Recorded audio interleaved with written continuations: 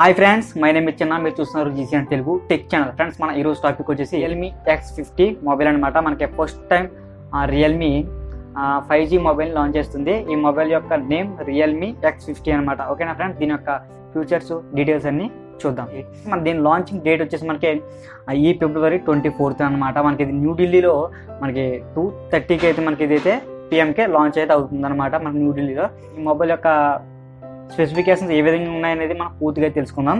ఓకేనా ఫ్రెండ్స్, మనం first of all చూసుకున్నట్లయితే దీని యొక్క ప్రాసెసర్ గురించి చూద్దాం. దీని యొక్క ప్రాసెసర్ వచ్చేసి మనకి స్నాప్డ్రాగన్ 865 SoCతో మనకైతే ఇదైతే రన్ అవుతుంది అనమాట. ఓకే, నెక్స్ట్ వచ్చేసి మనం దీని బ్యాటరీ గురించి మనం మాట్లాడుకున్నట్లయితే 4000 mAh బ్యాటరీ అయితే దీంట్లో అయితే మనకి లభిస్తున్నట్లయితే మనకైతే తెలుస్తుంది అనమాట. ఓకేనా ఫ్రెండ్స్, మనకి ఇది 65 వాట్స్ అయితే మనకి ఫాస్ట్ ఛార్జింగ్ అయితే మనకి ఇదైతే లభిస్తుంది అనమాట.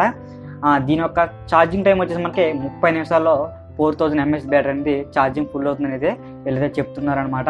ఓకేనా ఫ్రెండ్స్, దీని డిస్ప్లే గురించి మనం మాట్లాడుకున్నట్లయితే 6.44 ఇంచ్ అయితే డిస్ప్లే అయితే మనకి లభిస్తుంది అనమాట. అండ్ మనం నెక్స్ట్ వచ్చేసి కెమెరా గురించి చూసినట్లయితే మనకి బ్యాక్ వచ్చేసి 4 కెమెరాస్ ఉన్నాయి అండ్ ఫ్రంట్ వచ్చేసి 2 కెమెరాస్ అనమాట. మొత్తం కలిపి 6 కెమెరాస్ అయితే మనకి ఈ మొబైల్ అయితే ఇన్సర్ట్ అయితే చేయడం జరిగింది అనమాట.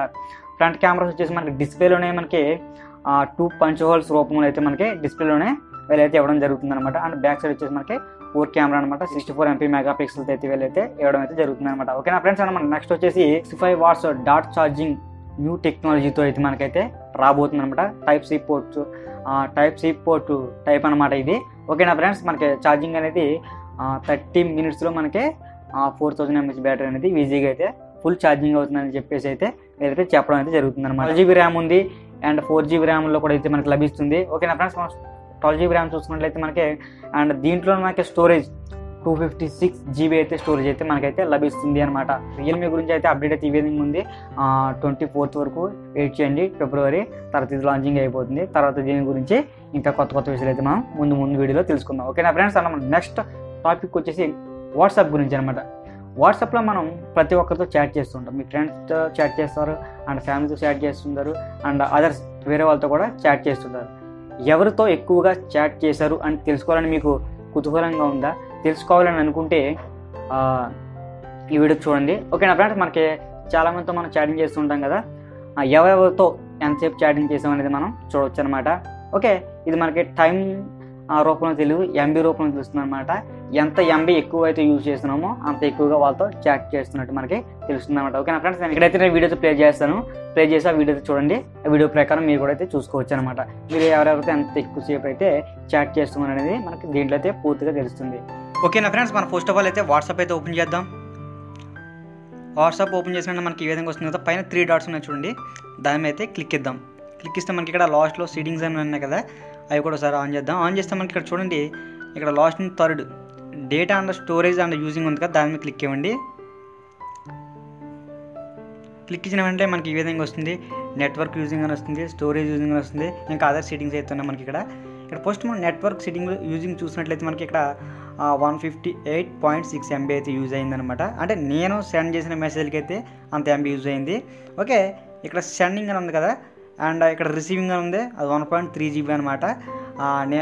నేను రిసీవ్ చేసుకున్న మెసేజ్ అయితే 1.3GB వరకు అయితే కన్జ్యూమ్స్ అయితే చేసిందనమాట.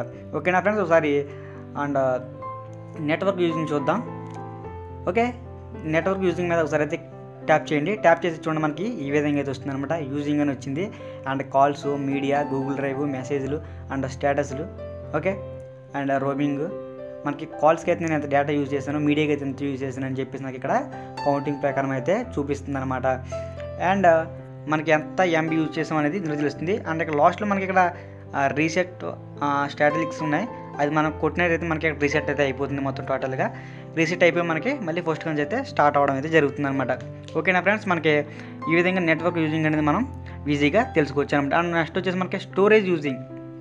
ఓకే, ఈ స్టోరేజ్ యూజింగ్ మనకి ఏంటిదంటే నా మొబైల్లో ఉండేటువంటి కాంటాక్ట్స్ అన్నీ ఇందులో వస్తాయి అనమాట. ఇందులో నేను ఎవరెవరితో ఎంతసేపు చాటింగ్ చేసాను అనేది మనకి ఇక్కడ ఈజీగా తెలిసిపోతున్నాడు. నాకు అక్కడ ఫస్ట్ ఒక గ్రూప్ అయితే ఉంది, ఆ గ్రూప్ వచ్చేసి 57.0 MB ఉంది, అంటే ఎక్కువగా MB అయితే ఉందన్నమాట. కనవాయిని చూస్తే మనకి చాలా తక్కువ MBలో మనకి ఇక్కడ కనిపిస్తున్నాయి అనమాట. ఓకే, నాకు ఆ 57.0 MB అనేది నాకు చాలా ఎక్కువ హైయెస్ట్ అనమాట.